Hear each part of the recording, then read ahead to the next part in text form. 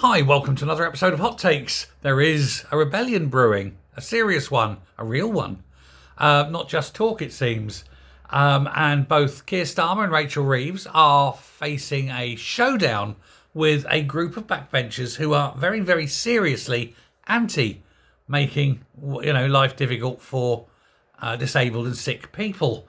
It's said to be around 30 to 40. The numbers aren't firmed up yet. But they're all backbenchers, Labour, from more left side of the party.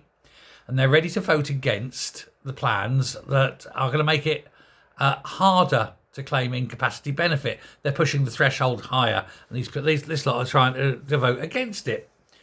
And again, it's one of those, yes, sure, I'm against the fraudsters getting it. I'm against the malingerers getting it. But people who genuinely need it must get it, for heaven's sake. Now, this is all part of that stupid aim of saving 5 billion. I could have done that a long time ago. Hey, Africa, that 11 billion, can we have it back? Or at least not send it in the first place would have been better. And you can tell Zelensky, that 300 billion? Nah, mate, sod off, you ain't getting that either. And as for Mauritius, flip them the bird and keep the 18 billion. And then, hey, you can afford all this shit, can't you? And never mind the cost of war. Let's pay for the poor, not the war. That's even better. Anyway, these MPs, they're all very much from the left of the party, and they've all said that they're going to vote against this particular change in the rules. Now, a lot of them won't come out and put their names to it. However, some have. Most notably, Richard Burgon. We actually lost the whip for a short while last year for voting against the government. I think it was on the two-child cap. But he's come out, he's said about it. And he said he's prepared to take the consequence and lose the whip again. He says because it's just morally and ethically wrong. He disagrees with everything the leadership are doing.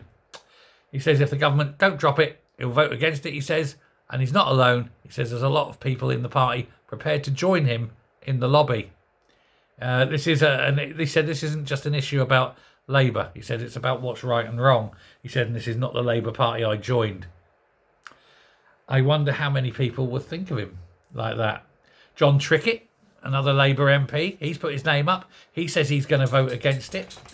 Brian Leishman, another Labour, has come out and said he's going to vote against it. So this time it seems serious. This isn't just faceless, quiet lobby terms, people saying, I might go, don't mention that, don't mention the war.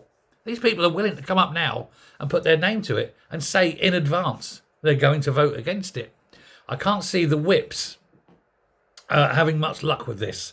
If they were nameless, the whips could do it. But having come out and done this and said they're voting against it, the whips will try and bully them. But if they do and they reverse it, they're finished. So I don't think the whips will be able to do it. They'll just go, no, listen, I don't care. We'll take the whip from you. I don't give a shit. I'm voting against it. If they see that there's 30 or 40 going against this, it may encourage a few others. The ones who were like, I don't know if I can. They say 40 go through there. They may join them. It may be defeated. You want to know. But it is fantastic that these guys, these Labour backbenchers, are willing to stand up, be counted, and have their names known. That's going to be worrying for the leadership. And anything that brings a moment's worry to that crowd is joyous. Let me know what you think. Thanks very much. Bye.